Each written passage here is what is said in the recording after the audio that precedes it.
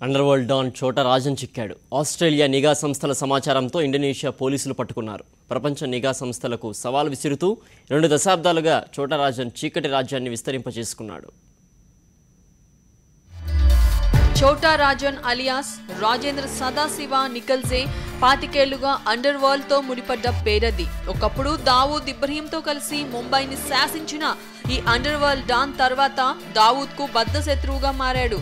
2 దశాబ్దాల క్రితం భారత్ నుంచి కనుమరుగైన చోటా రాజన్ కోసం భారత్ నిఘా వర్గాలు వెతకని చోటు లేదు. 20 ఏళ్లలో 10 సార్లు పోలీసుల కళ్ళుగప్పిన చోటా తప్పించుకున్నాడు.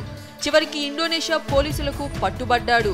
ఆస్ట్రేలియా పోలీసులు ఇచ్చిన సమాచారంతో ఇండోనేషియాలోని బాలీలో ఇంటర్పోల్ రాజన్ ను అదుపులోకి తీసుకుంది. గత కొంతకాలంగా రాజన్ ఆస్ట్రేలియాలో మారుపేరుతో ఉంటున్నట్లు కాన్బెర్రా పోలీసులు గుర్తించారు.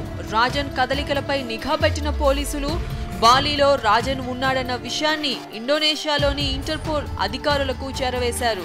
అంతే, వెంటనే అలర్ట్ అయిన ఇంటర్పోల్ పోలీసులు రాజన్ రెప్పపాటులో అదుపులోకి తీసుకున్నారు.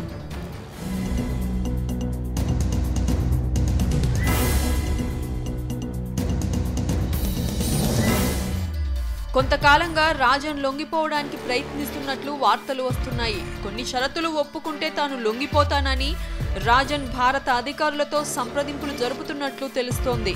రాజన్ లొంగిపోయాడా, పోలీసులే వలవేసి పట్టుకున్నారా అనేది తేలాల్సి ఉంది.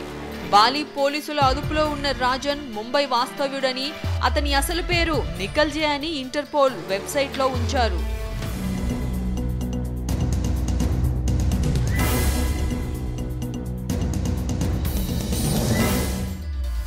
రాజన్ అరెస్టుతో 25 ఏళ్ల క్రితం ముంబైలో జరిగిన రక్తపాతానికి సంబంధించిన విషయాలు వెలుగు చూస్తున్నాయి. ఒకప్పుడు దావూద్ ఇబ్రహీం రైట్ హ్యాండ్ గా ఉన్న చోటా రాజన్ దాదాపు 20 హత్య కేసుల్లో నిందితుడు. ముంబై బాంబు పేలుల తర్వాత దావూద్తో తెగదెంపులు చేసుకున్న రాజన్ దావూద్ హత్యకు కుట్ర పన్నినట్లు వార్తలు వినిపించాయి. అటు దావూద్ ఇబ్రహీం కూడా చోటా రాజన్ ను హత్య చేసేందుకు ప్రయత్నించినట్లు నిఘా వర్గాల దగ్గర సమాచారం ఉన్నట్టు తెలుస్తోంది.